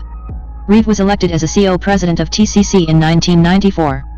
They were instrumental in starting residential recycling in New York, convincing the state legislature to allocate $1 billion to protect the city's watershed area, and stopping the building of a coal-fired power station near Albany. The organization's work was noticed nationwide, and the Democratic Party asked Reeve to run for the United States Congress. He replied, "Run for Congress? And lose my influence in Washington." 215. 6. In 1997, TCC established the Christopher Reeve First Amendment Award. 216. In 1996, 10 months after his injury, Reeve appeared at the 68th Academy Awards to a long-standing ovation. He used the occasion to encourage Hollywood to make more films on social issues, saying, "Let's continue to take risks. Let's tackle the issues. In many ways our film community can do it better than anyone else." 217. 218. Disability activism. See also, spinal cord injury research. Reeve left the Kessler Rehabilitation Center feeling inspiration from the other patients he had met. Because the media was constantly covering him, he decided to use his name to put focus on spinal cord injuries. He traveled across the country to make speeches and also hosted the 1996 Summer Paralympic Games in Atlanta and spoke at the Democratic National Convention. 219. 220. For these efforts, he was placed on the cover of Time on August 26, 1996. 221. Reeve was elected chairman of the American Paralysis Association and vice chairman of the National Organization on Disability. With Joan Irvine Smith, he co-founded the Reeve Irvine Research Center, which is now one of the leading spinal cord research centers in the world. 222. In 1999, the American Paralysis Association and Reeve's own foundation, established in 1996, were merged into the Christopher Reeve Foundation. 223, which aims to speed up research through funding and to use grants to improve the quality of lives of people with disabilities. The foundation to date has given more than $140 million to research and more than $46 million in quality of life grants. 224. 225. Reeve served as a board member for several organizations aimed to improve quality of life for people with disabilities. 226. In the mid-1990s, Reeve established the Christopher Reeve Acting Scholarship, which is given to a young disabled actor at the Media Access Awards, sponsored by the Reeve Foundation. The scholarship changed its name to the Christopher Reeve Acting Award in 2023. 227. Reeve's first effort to change disability legislation was in supporting a 1997 bill to raise the lifetime cap on insurance payments from $1 million to $10 million per person. For catastrophically injured people with one insurance policy, the $1 million limit often lasts just a few years. He said, "There are certain CEOs of insurance companies taking home $300 million a year in personal income. That is outrageous. We need to make insurance companies provide the benefits they are supposed to, and we shouldn't have to fight for necessities." The bill was narrowly defeated. 228. In 1999, he supported the Work Incentives Improvement Act, which allows people to continue to receive disability benefits after they return to work. This bill passed. 226. Reeve discussing stem cell research at a conference at MIT, March 2, 2003. Reeve lobbied for expanded federal funding on embryonic stem cell research to include all embryonic stem cell lines in existence and for self-governance to make open-ended scientific inquiry of the research. 229. President George W. Bush limited federal funding to research only on human embryonic stem cell lines created on or before August 9, 2001, the day he announced his policy, and allotted approximately $100 million for it. Reeve initially called this a step in the right direction, admitting he did not know about the existing lines and would look into them further. He fought against the limit when scientists revealed an early research technique involved mixing the human stem cells with mouse cells contaminated most of the old lines. 230. In 2001, Reeve received Public Service Award from the American Society for Cell Biology for outstanding public service in support of biomedical research. 231. In 2002, Reeve lobbied for the Human Cloning Prohibition Act of 2001 232, which would allow somatic cell nuclear transfer research, but would ban reproductive cloning. He argued stem cell implantation is unsafe unless the stem cells contain the patient's own DNA, and because somatic cell nuclear transfer is done without fertilizing an egg, it can be fully regulated. 233. In June 2004, Reeve provided a videotaped message on behalf of the Genetics Policy Institute to the delegates of the United Nations in defense of somatic cell nuclear transfer, which a world treaty was considering banning. 234. In the final days of his life, Reeve urged California voters to vote yes on Proposition 71 235, which would establish the California Institute for Regenerative Medicine and would allot $3 billion of state funds to stem cell research. 236. Proposition 71 was approved less than 1 month after Reeve's death. In July 2003, Reeve's continuing frustration with the pace of stem cell research in the U.S. led him to Israel 237, a country that was then, according to him, at the center of research in spinal cord injury. 238. 239. Israel's Ministry of Foreign Affairs invited him to seek out the best treatment for his condition. During his visit, Reeve called the experience a privilege and said, "Israel has very proactive rehab facilities, excellent medical schools and teaching hospitals, and an absolutely first-rate research infrastructure." 238. 240. Israelis were very receptive to Reeve's visit, calling him an inspiration to all and urging him never to give up hope. 238. In September 2003, Reeve was awarded the Lasker Public Service Award for his perceptive, sustained and heroic advocacy for medical research in general and victims of disability in particular. 241. 242. Commenting on Reeve's impact, Jerome Groupman said in 2003, "I think that people of prominence or great resources are the ones who act as catalysts in our society. There was essentially no substantial funding of spinal cord research before Reeve's injury, and now it is one of the hottest areas in neurobiology. Scientists are flocking to work in it, because science follows the money." 184. Of Reeve, UC Irvine said, "In the years following his injury, Christopher did more to promote research on spinal cord injury and other neurological disorders than any other person before or since." 243. Health problems and death. During his teenage years, Reeve suffered from occasional bouts of asthma and allergies. 244. He sustained injuries in various sports activities, such as a broken ankle while skiing and a fractured rib from a riding mishap while training for Anna Karenina. 245. 246. At Kessler Rehabilitation Center, he discovered that he hadn't fully recovered from malaria, which he contracted while scouting filming locations in Kenya in 1993. 247. He had a rare condition called mastocytosis, which made him vulnerable to anaphylaxis, and more than once he had a severe reaction to a drug. While at Kessler, he tried a drug which was theorized to help reduce damage to the spinal cord. The drug caused him to go into anaphylactic shock, and his heart stopped. He said he had an out-of-body experience and remembered saying, "I'm sorry, but I have to go now," during the event. In his autobiography, he wrote, "And then I left my body. I was up on the ceiling. I looked down and saw my body stretched out on the bed, not moving, While everybody there were 15 or 20 people, the doctors, the EMTs, the nurses was working on me. The noise and commotion grew quieter as though someone were gradually turning down the volume. After receiving a large dose of epinephrine, he woke up and stabilized later that night. 2 days later, he gave it another try, but experienced the same anaphylactic reaction and was immediately given epinephrine. 248.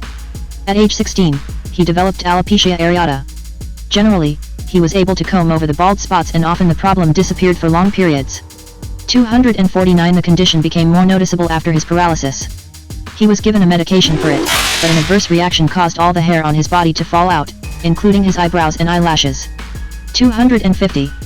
During 1996 and 1997, Reeve was frequently hospitalized for dysreflexia, pneumonia, a collapsed lung, and 2 blood clots. 251. On one occasion, he was put incorrectly in a wheelchair, which caused him to fall and break his left arm.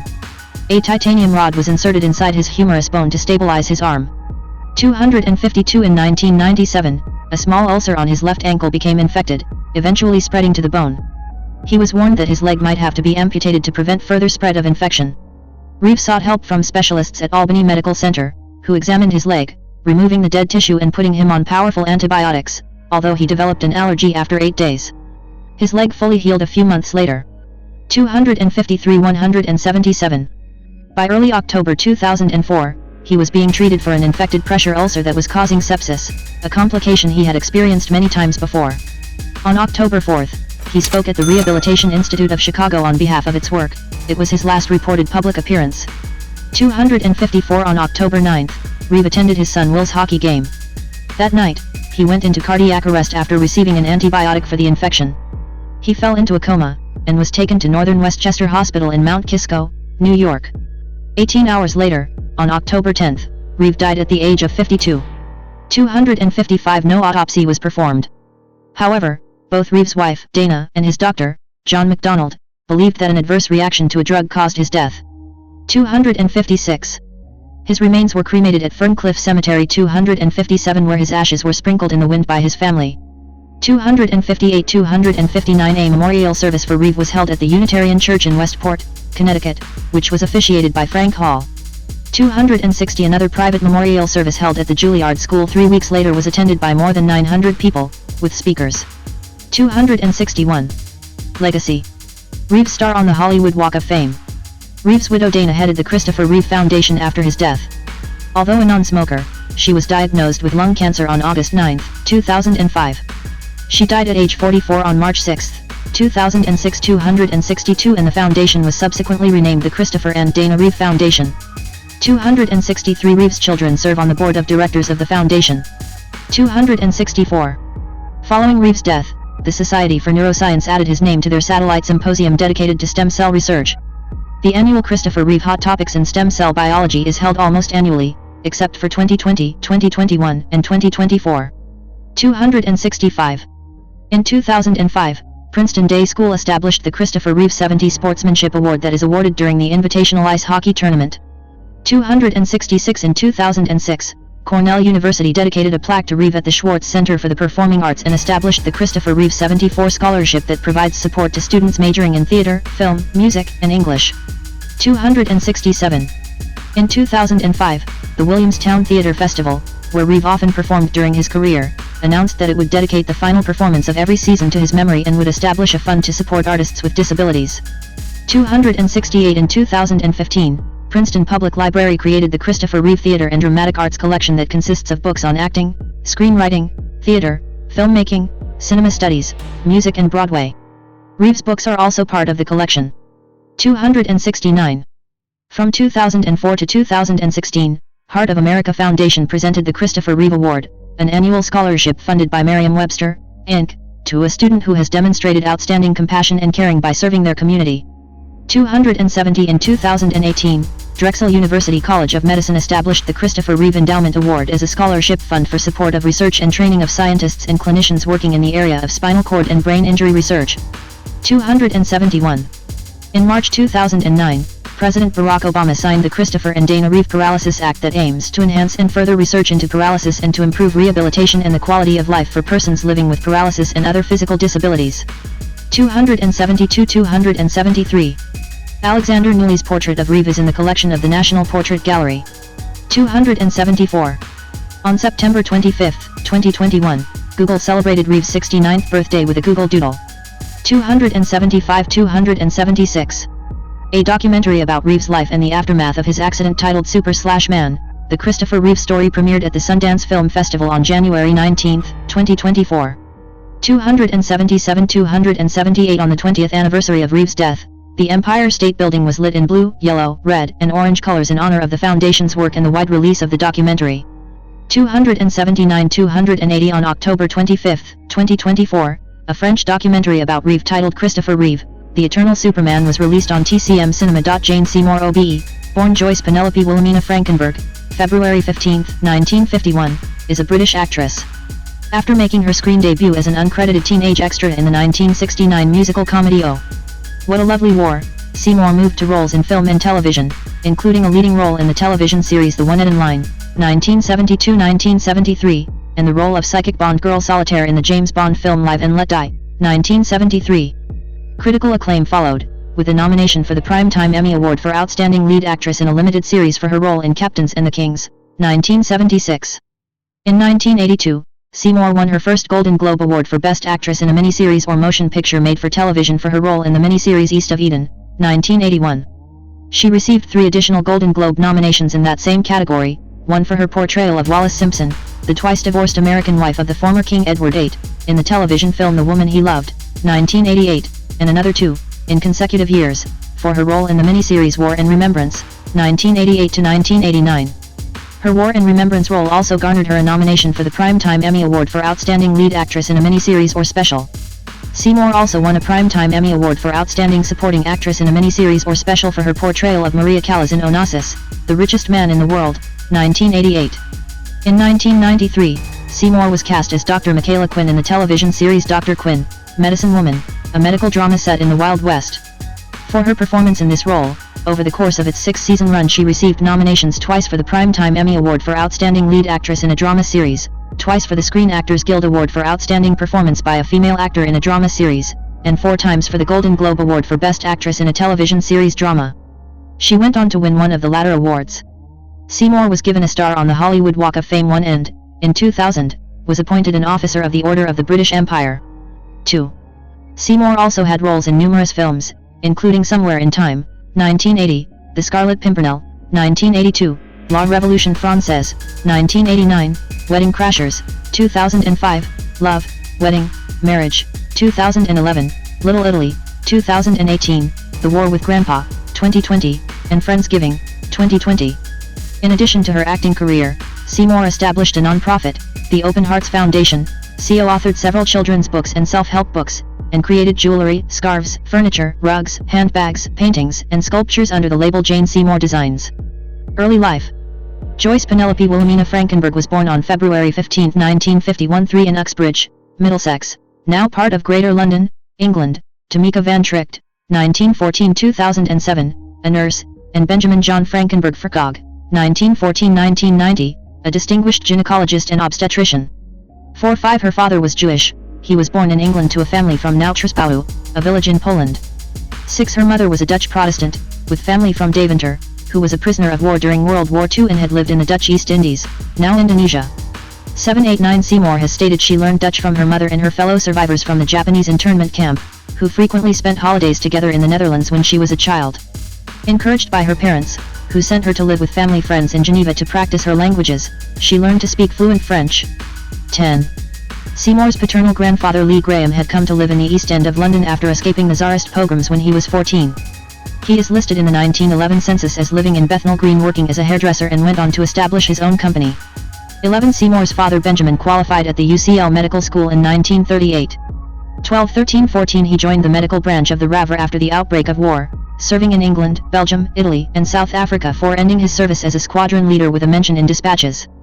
13 After the war, Frankenberg continued his career at various London hospitals, including St Leonard's Hospital, Hackney, the East End Maternity Hospital, the City of London Maternity Hospital and finally Hillingdon Hospital, for which he designed the maternity unit.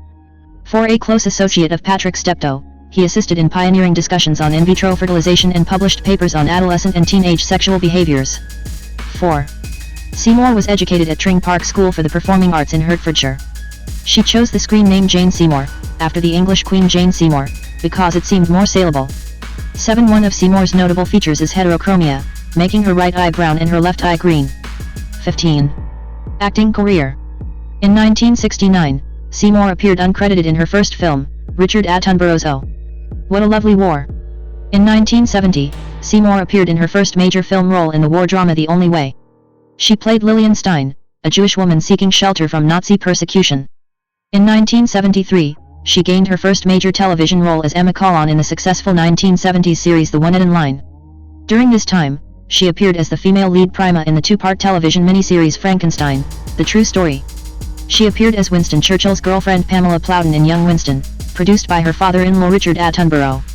In 1973, Seymour achieved international fame in her role as Bond girl Solitaire in the James Bond film Live and Let Die. IGN ranked her as 10th in a top 10 Bond babes list. 16 in 1975, Seymour was cast as Princess Farah in Sinbad and the Eye of the Tiger. 17 The third part of Ray Harryhausen's Sinbad trilogy. Filmed in 1975. 18 It was not released until its stop-motion animation sequences had been completed in 1977. In 1978, she appeared as Serena in the Battlestar Galactica film and in the first 5 episodes of the television series. Seymour returned to the big screen in the comedy Oh Heavenly Dog opposite Chevy Chase. Seymour at the Emmy Awards, 1988.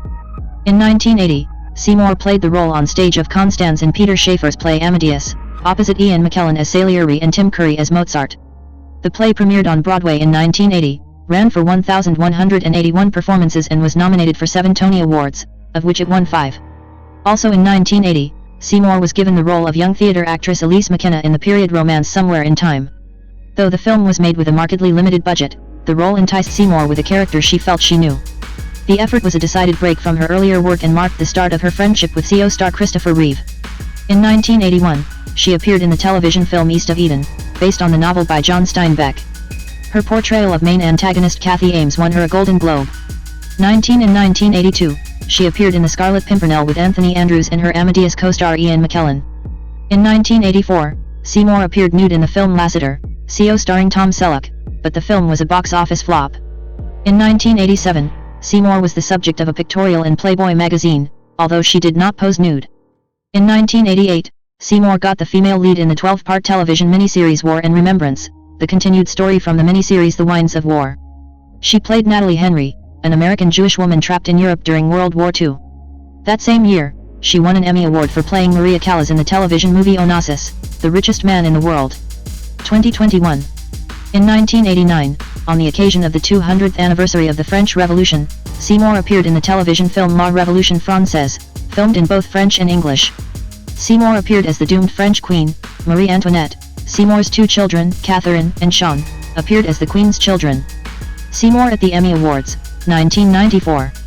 In the 1990s, Seymour earned popular and critical praise for her role as Dr. Michaela Mike Quinn in the television series Dr. Quinn, Medicine Woman, and its television sequels, 1993-2001.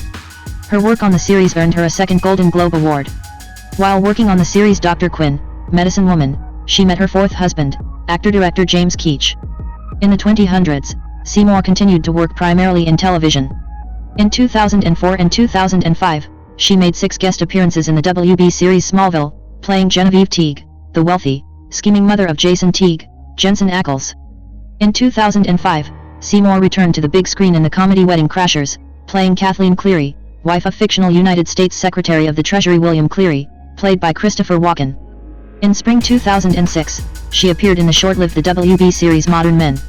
Later that year, Seymour guest-starred as a law school professor on an episode of the CBS sitcom How I Met Your Mother and as a wealthy client on the Fox legal drama Justice. In 2007, she guest-starred in the ABC sitcom In Case of Emergency.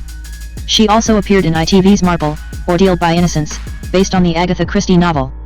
She was a contestant on Season 5 of the U.S. reality show Dancing with the Stars. She finished in 6th place, along with her partner Tony Dovolani. Seymour guest-starred in One Life to Lose, a soap opera-themed episode of the ABC crime dramedy Castle. Seymour appeared in the Hallmark Channel film Dear Prudence, 2008, the romantic comedy Love, Wedding, Marriage, 2011, and the Hallmark movie channel film Lake Effects, 2012. In April 2016, she starred as Florence Lancaster in Noel Coward's play The Vortex, presented in Singapore by the British Theatre Playhouse. 22 In 2022, Seymour began playing the title role on the Irish 23 Acorn TV series Harry Wild. 24, 25, 26. In 2020, Jane starred in Ruby's Choice, an Australian comedy/drama produced and directed by Michael Budd. It follows Ruby, played by Seymour, as a woman with early dementia and its impact on her and her family when she is no longer able to live independently and moves in with her family. Jane won Australian Screen Industry Network Award for Best Actress. The film was released theatrically across Australia and New Zealand on March 3, 2022. On March 7, 2022, Ruby's Choice premiered in Santa Barbara, California at the 37th Santa Barbara International Film Festival, where it was a nominee Best International Feature Film. 27 On September 24, 2023, at the Burbank International Film Festival, BIFF, won Best Foreign Film and Best Feature Film with Ruby's Choice. The event coincided with the honoring of the legendary filmmaker Tim Burton. 28 Ruby's Choice will be released nationwide in North America on May 7, 2024. Seymour appeared in the Netflix movie, Irish Wish, 29 released on March 15, 2024, on Netflix. 30 It debuted at number 1 on Netflix's most watched films list 2 days after its release. 31. In 2025, Seymour began hosting an Acorn TV/BBC America series called Relative Secrets. 32, 33, 34. Personal life. Jane Seymour at the 82nd Academy Awards in 2010. Seymour has been married and divorced 4 times. Her first marriage was to Michael Attenborough. She was then briefly married to Geoffrey Planer. In 1981, Seymour married David Flynn. The marriage produced 2 children, Catherine Flynn, born on February 7, 1982, and Sean Flynn, born on July 31, 1985. Flynn had involved her in the housing market, an involvement which left her completely beyond bankrupt. 35 They divorced in 1992. 36 The following year, Seymour married actor James Keach. Together they had twins, John Stacey and Christopher Stephen, born on November 30, 1995, and named after family friends Johnny Cash and Christopher Reeve and James's brother, actor Stacey Keach. 1. In February 2005, Seymour became a naturalized citizen of the United States. 37. Seymour is a celebrity ambassador for Child Help, a national non-profit organization dedicated to helping victims of child abuse and neglect. 38 In 2007, she sponsored a children's art pillow contest as part of the Jane Seymour collection, with the proceeds going to Child Help. 39. On April 12, 2013, it was announced that Seymour was divorcing Keach. 40 The divorce was finalized in December 2015. 41. In February 2018, she posed for Playboy for a 3rd time, becoming at the age of 67 the oldest woman to be photographed for the magazine. 42 In the Playboy interview, Seymour revealed that she briefly quit acting after being sexually harassed by an unnamed film producer in the early 1970s. 43-44. Since 2023, she has been in a relationship with musician John Zambetti. 45. Writing and fashion career. In the 1980s, Seymour began a parallel career as a writer of self-help and inspirational books, including Jane Seymour's Guide to Romantic Living, 1986, 2 at a Time, Having Twins, 2002, Remarkable Changes, 2003, and Among Angels, 2010. She also co-wrote several children's books, with her then-husband James Keach, for the This One and That One series. 36-46. In 1985, Seymour appeared at Fashion Aid, a one-time fashion show fundraiser held at the Royal Albert Hall in London. An event organized by Bob Geldof to raise funds for the ongoing Ethiopian famine caused by the policies of dictator Mengistu Haile Mariam. The finale of the show saw her partake in a mock wedding with Freddie Mercury. Seymour wore a white lace wedding dress that was designed by David and Elizabeth Emanuel, who had previously created Princess Diana's wedding gown. 47. In 2008, Seymour replaced Selena Scott as the new face of fashion label CC, formerly known as Country Casuals, under the Austin Reed banner of retailers. 48-49. Likewise in 2008, Seymour teamed up with and designed the Open Heart collection for Kay Jewelers, which promoted it with the advice, "Keep your heart open and love will always find its way in." 50. Beginning that year, she saw to it that she would always be wearing one of the collection's necklaces whenever seen in public while not in character for any of her acting performances. In the same year, Seymour also wrote and published the books Open Hearts, If Your Heart Is Open, Love Will Always Find Its Way in, and Open Hearts Family. A 2.08 carat cushion cut fancy vivid blue diamond in an 18 karat rose gold plated platinum setting was named the Jane Seymour in her honor by World of Diamonds Group, which had mined it in Russia, cut and set it. The ring was presented to Seymour in April 2016 in Singapore while she was there to star in The Vortex. 51-52-53. Somewhere in Time is a 1980 American romantic fantasy drama film from Universal Pictures, directed by Jeannot Szwarc and starring Christopher Reeve, Jane Seymour, and Christopher Plummer. It is a film adaptation of the novel Bid Time Return, 1975, by Richard Matheson, who also wrote the screenplay. Reeve plays Richard Collier, a playwright who becomes obsessed with the photograph of a young woman at the Grand Hotel on Mackinac Island, Michigan. Through self-hypnosis, he transports himself back in time to the year 1912 to find love with actress Elise McKenna, portrayed by Seymour. He comes into conflict with Elise's manager, Fawcett Robinson, portrayed by Plummer, who attempts to deter him, fearing that romance would derail her career. The film is known for its musical score composed by John Barry, featuring pianist Roger Williams. The 18th variation of Sergei Rachmaninoff's Rhapsody on a theme of Paganini is also used several times. In 2018, Seymour disclosed that she and Reeve fell in love while working on the film. However, they broke up after Reeve found out his ex-girlfriend was expecting their child. The two remained close friends for the rest of Reeve's life. 2. Despite negative critical reception and modest box office receipts in its original release, the movie developed a cult following. 3-4. Plot. In 1972, college theater student Richard Collier celebrates the debut of his new play. An elderly woman approaches him, places an ornate gold pocket watch in his hand, and pleads, "Come back to me." 8 years later, Richard is a successful playwright living in Chicago. While struggling with writer's block after breaking up with his girlfriend, he takes a road trip. Passing the Grand Hotel, he has the impulse to stay there. In the hotel's Hall of History, he becomes enthralled with a vintage photograph of Elise McKenna, an early 20th century stage actress. Research at the library shows that she is the woman who gave him the pocket watch. Richard visits Laura Roberts, Elise's former housekeeper and companion. She reveals that Elise died the night she gave Richard the watch. Among Elise's personal effects is a book on time travel written by his old college professor, Dr. Gerard Finney, and a miniature Grand Hotel music box she commissioned that plays the 18th variation of Rhapsody on a theme of Paganini by Rachmaninoff, his favorite musical piece. Having fallen in love with Elise, Richard becomes obsessed with traveling back to 1912 and meeting her. He visits Finney, who believes that he briefly time-traveled through the power of self-suggestion. Richard outfits himself with a vintage suit and 1912 currency. He fills a coin pocket in the suit with pocket change before realizing that modern coinage would break the spell, then empties the pocket. He attempts to will himself to 1912 using tape-recorded suggestions.